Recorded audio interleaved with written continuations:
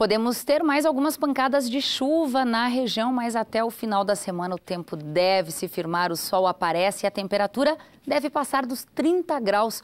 Confira a previsão para amanhã e já para sexta-feira. A previsão do tempo para quinta-feira é de muitas nuvens, com possibilidade de chuva em Passo Fundo. Temperatura mínima de 19, máxima de 24 graus. A sexta-feira marca céu limpo, com sol, sem chuva. Mínima de 19 graus e máxima que pode chegar a 32. A partir do plantio direto, que se expandiu nos anos de 1990 em todo o país, algumas práticas de conservação do solo foram deixadas de lado. Isso tudo, que parece distante do nosso dia a dia, tem um reflexo direto na nossa mesa. O Estúdio 4 convidou especialistas na área de conservação de solo para fazer um raio-x da situação da região e do nosso estado. O programa foi ao ar ontem à noite aqui pela UPF TV e se você perdeu essa discussão, tem outras duas oportunidades. Hoje às 8 da noite e na sexta-feira às 11 horas da noite. Confira um trecho do programa. Em 2000 e os anos 2000, praticamente com a chegada da soja transgênica, se tornou mais simples ainda se praticar o plantio direto, porque o próprio glifosato era usado, inclusive, em pré-emergência, em pré-plantio e em pós-plantio. Então era um herbicida total, único herbicida. Então eu posso dizer que o plantio direto se tornou uma coisa muito fácil e se abandonou, inclusive, a ideia do sistema. A partir dos anos 2000, se passou a cultivar soja, praticamente com um pousio de inverno. Veja bem, começou lá no início o sistema plantio direto, né? Com palha em superfície, preconizando cerca de 12 mil quilos de palha por hectare por ano, preconizando, em alguns casos, a questão do terraceamento, plantio em nível, rotação de culturas e tudo mais. E a partir daí, foi-se ao longo do tempo relaxando e criando uma ideia de que apenas colocar a semente no solo com o plantio direto seria a resolução dos problemas, né? Então, tanto análises físicas de solo, que vão te indicar compactação ou não, né? Como é que está a estrutura desse solo, se existem poros suficientes para infiltração de água, se existem poros suficientes para a circulação do ar, quanto de água nós temos disponível nesse solo, né? Além de todos os atributos químicos, né? De fertilidade, e aí uma coisa que precisa ser discutida, da gente analisar melhor esse perfil desse solo, porque hoje a gente analisa de 0 a 10 e depois joga todo fertilizante na superfície, então efetivamente muita coisa não está sendo feita conforme as práticas recomendadas na academia e na pesquisa. A liberdade digital de aprender é o tema do Seminário Nacional de Inclusão Digital 2016, o CENID, que acontece na próxima semana aqui na UPF. Para que a gente possa compreender melhor a proposta desse ano, ficar por dentro da programação nesses 3 dias de seminário, nós convidamos o coordenador do CENID, professor doutor Adriano Canabarro Teixeira, sempre muito bem-vindo ao UPF TV. Professor, obrigada por aceitar o nosso convite. A gente começa já lhe perguntando que reflexão a gente pode fazer sobre o tema desse ano, que propõe o seguinte: a liberdade digital de aprender. Eu acho que o tema foi escolhido, Thaís, em função, e eu quero agradecer o espaço, né? Em função da percepção de que as pessoas possuem hoje em dia uma possibilidade real de aprender o que quiserem, quando quiserem e onde quiserem, absolutamente qualquer coisa em função das tecnologias, né? Então, acho que é importante que a Universidade de Passo Fundo, enquanto instituição de ensino superior, saia na frente da discussão. Bom, qual é o nosso papel nessa jogada, né? Porque como é que fica a vida do professor quando se ouve uma afirmação como essa, seja um professor de escola pública, ensino fundamental, médio ou até mesmo da universidade? Eu acho que tem 2 caminhos. Um é se desesperar do ponto de vista, e agora qual é a minha função?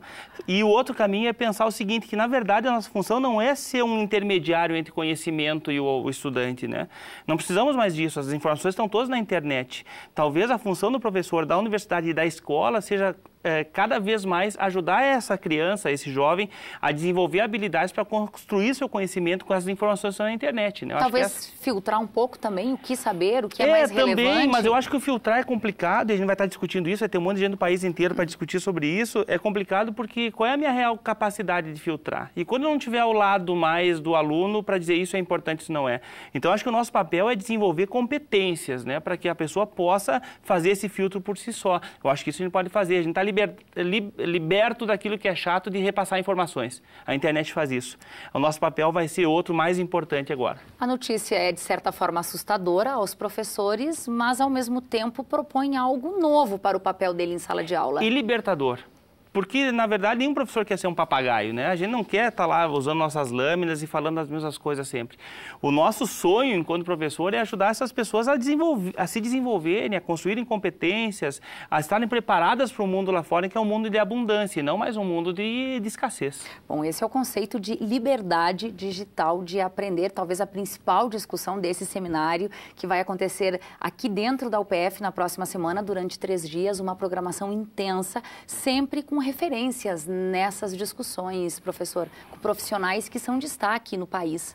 A gente vai ter a participação do Google aqui, vai estar falando, por exemplo, sobre o que o Google pensa sobre educação. É a maior empresa de tecnologia do mundo, está apostando forte em educação. O governo do estado agora vai ter acesso a todas as ferramentas Google em todas as escolas estaduais, ou seja, é uma discussão fundamental. O professor Nelson Preto, da Federal da Bahia, é um professor muito ativo nessa discussão, vai estar conversando conosco. A professora Marijane, da Federal de Rio Grande do Sul, vai estar falando sobre os MOOCs, né, que são Massive Online Open Courses, cursos abertos, massivos, de qualquer coisa, né? Harvard está oferecendo esse tipo de curso, MIT está oferecendo, então são cursos com 8.000 pessoas, onde somente 2% chegam ao final, mas 2% é muito mais do que os nossos cursos tradicionais, né? Então são questões extremamente novas que a gente vai estar discutindo aí com colegas do Brasil inteiro. 2 eventos paralelos ao CENID acontecem também aqui na universidade. A gente vai ter o primeiro encontro de Grupo de Educadores Google do Rio Grande do Sul, o segundo encontro dos núcleos de tecnologia educacional, então vai ter todas as pessoas dos núcleos de tecnologia educacional do Rio Grande do Sul aqui, e tem 2, estou falando rápido porque eu quero chegar nesses 2 aí que são abertos à comunidade, eu vou abrir para a comunidade agora, o convite. Um deles é a maratona do mundo geek. Geek quem é? Essa gurizada... Quem é mais velho não conhece, professor? A gente não faz parte disso, né? O geek é aquele cara que lê livros desse tamanho, do Harry Potter, que está conectado na internet sempre, que passa jogando online, que gosta de física, química, astronomia e também de quadrinhos, animes e super-heróis. Conhecemos vários assim. Exatamente. E estão chegando à universidade, né? Então esse mundo é um mundo muito diferente. Então a gente está criando o Laboratório de Cultura Digital, que vai ser do dia 18, segunda-feira, das 22 horas até as 4 horas da manhã do dia 19. A gente vai estar... Vai ser aqui no Mundo da Leitura. Uma madrugada diferente. Todo mundo convidado para vir conhecer RPG, game e assim por diante. E o outro é a maratona Mundo Geek, né? A gente vai estar sempre no intervalo do almoço e do final da tarde, no auditório do B5, passando filmes e seriados que falam desse mundo geek, desse mundo nerd, desse mundo que está acostumado com a abundância e aprender sozinho. Quem não quer perder tudo isso, professor, e quer fazer sua inscrição, ainda dá tempo? Dá. Até sexta-feira a gente está com as inscrições abertas no site da Universidade de Passo Fundo e o link direto no site também do evento cenid.upf.br, 4ª edição. Professor, muitíssimo obrigada pelas informações. Sucesso em mais essa edição do CENID. Obrigada. Muito obrigado a vocês.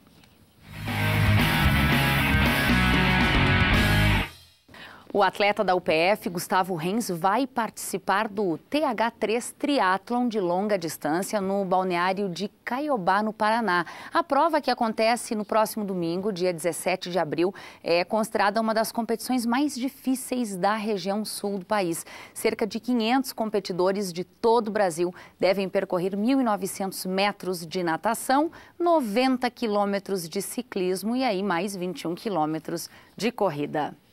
Um desafio para ciclistas experientes, mais de 75 horas de duração, naquela que é considerada a maior e mais difícil prova de longa distância do Brasil.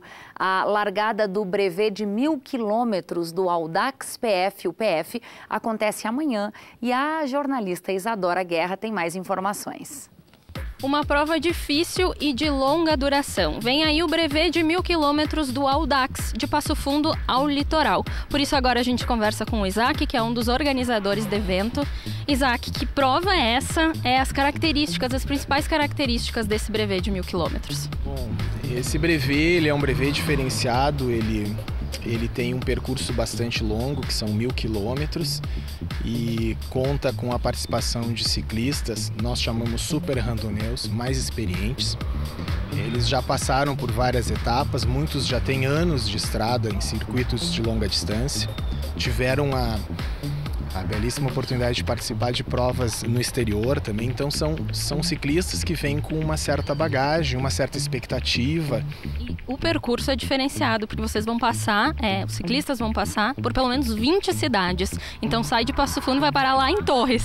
É verdade, nós temos um percurso longo, difícil, nós passaremos por vários municípios, alguns povoados, o desafio para cada participante é bastante grande, para nós da organização também, até porque é o nosso primeiro brevet desse porte, é um brevet que exige muita atenção, muita dedicação. Nós vamos sair daqui de Passo Fundo via Soledade descermos a Encantado, Lajeado, subimos pela Rota do Sol até Caxias do Sul e de lá a gente desce até Torres. Depois retorna todo esse trajeto. Eles vão passar por umas 3 serras de diferentes características, inclinações que chegam até 17% a 18% de inclinação. Começa quinta-feira, Isaac, vai até domingo, madrugada de domingo, sai e volta aqui na UPF, isso? Isso, a gente parte sempre nos nossos brevets, eles partem daqui da estrutura da Universidade de Passo Fundo.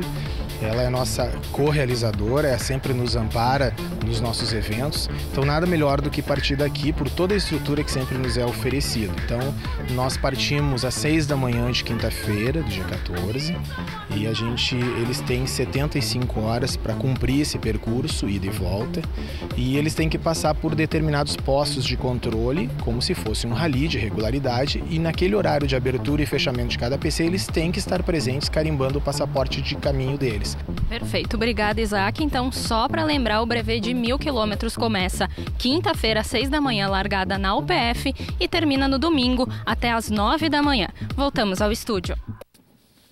Se você se interessa pela representação da figura humana, tem uma exposição sobre o assunto. A exposição pode ser visitada de graça aqui dentro da UPF. Quem faz o convite é uma professora do curso de Artes Visuais.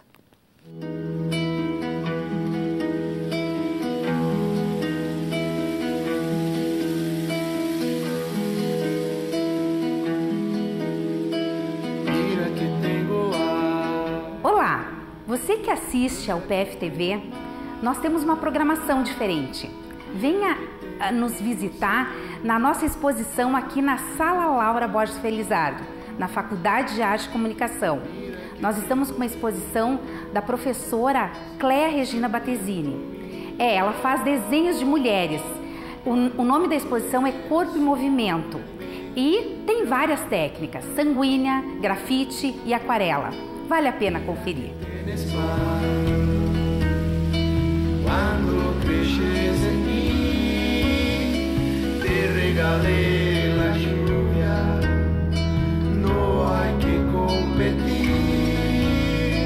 Rasga mi piel con muros. Tienes que distinguir. Yo no te pido sangre. A gente volta amanhã, ao vivo, ao 12h30. E você pode rever esse programa hoje à noite, às 7h30 ou às 10h30. Fica também o nosso convite para você dar uma passadinha no Facebook da UPF TV e curtir a nossa página. Muitíssimo obrigada pela sua companhia e até amanhã.